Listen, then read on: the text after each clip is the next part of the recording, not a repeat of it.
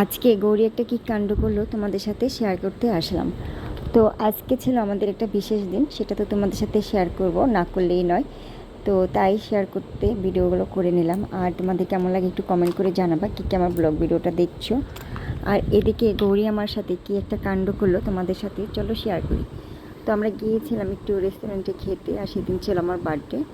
যাই হোক, দুই মেয়েকে নিয়ে, মেয়েকে এক বড় মেয়েকে কানের দুল জোড়া কিনে দিলাম। আর তোমাদের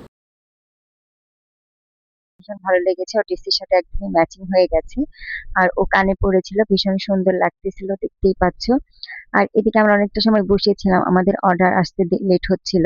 তো সেই ফাঁকে আমরা অনেকটাই বসেছিলাম। আর এদিকে গৌরী দেখো, ওকে কোকো কোলা দিয়েছিলাম, ও কোকো কোলাটা ফেলে একদম পুরো টেবিলটা জাস্ট তা করে দিল।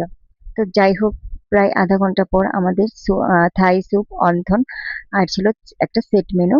তো সবকিছুই চলে আসছে। আর এদিকে আমি একটা কাম করে ফেলি। তো থাই স্যুপটা হচ্ছে যে দাদাটা ওইটার দাদাটা সার্ভ করেন, উনি হচ্ছে খুলে দেয়, কিন্তু আমি নাম পণ্ডিতি করতে গিয়ে আমি এই যে ঢাকনাটার মধ্যে স্যুপটা লাগিয়ে দিই। আর দাদাটা ওখানে দাঁড়িয়ে মানে একটু ইস কি করলেন এরকম একটা ভাব ছিল ওনার মধ্যে।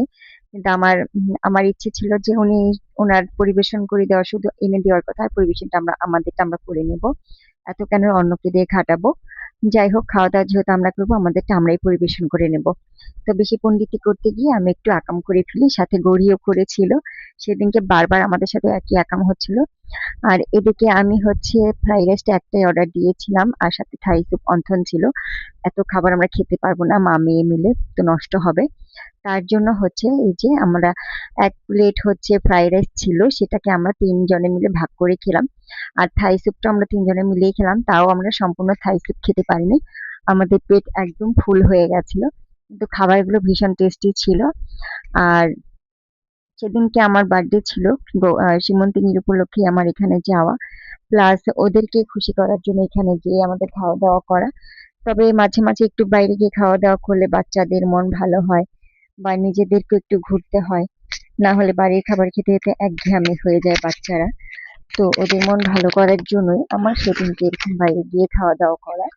আর ওর বাবাকেও বলেছিলাম আমাদের সাথে চলো, কিন্তু না, সে কখনোই আমাদের সাথে যাবে না, আমরা মা মেয়ে মিলেই যাই। যাই হোক, তারপর আমাদের খাওয়া দাওয়া কমপ্লিট হয়ে গেল। আর এদিকে গৌরী তো খুব আনন্দ করে খেলো। আর দেখো, আমরা সম্পূর্ণ স্যুপটা খেতে পারি নাই, তো অর্ধেকটা আমরা পরে পার্সেল করে বাড়িতে নিয়ে আসি। আর এদিকে ওনাদের বিলটা আমি কমপ্লিট করে দিয়ে দিই। আর এদিকে গৌরী তো বেশ মজা করে ওই ফ্রাইড রাইসের মধ্যে দুটো ফ্রাই দিয়েছিল চিকেন, তো ওটা বেশ মজা করে ও খাচ্ছিল অনেকটা সময় নিয়ে। যাই হোক, আজকে তোমাদের সাথে গল্প করতে করতে আমার ব্লগ ভিডিওটা এই পর্যন্তই শেষ হয়ে যাচ্ছে, শেষ হয়ে গেল। আবার আগামী কোনো ব্লগে তোমাদের সাথে দেখা হবে। আর যারা ইউটিউব থেকে দেখছো, অবশ্যই চ্যানেলটাকে সাবস্ক্রাইব করে দিও। আর আমার ফুল ভিডিওটা দেখার জন্য তোমাদের অসংখ্য ধন্যবাদ। আর আমার ব্লগগুলো কেমন লাগে একটু কমেন্ট করে জানাবা, যদি আমি বেশি ভালো এডিটিং বা সুন্দর ভিডিও করতে পারি না। তো তোমাদের ভালোবাসায় আস্তে আস্তে সবকিছু আমি শিখে নেব। সবাই পাশে থেকো। Thank you for watching guys, love you all.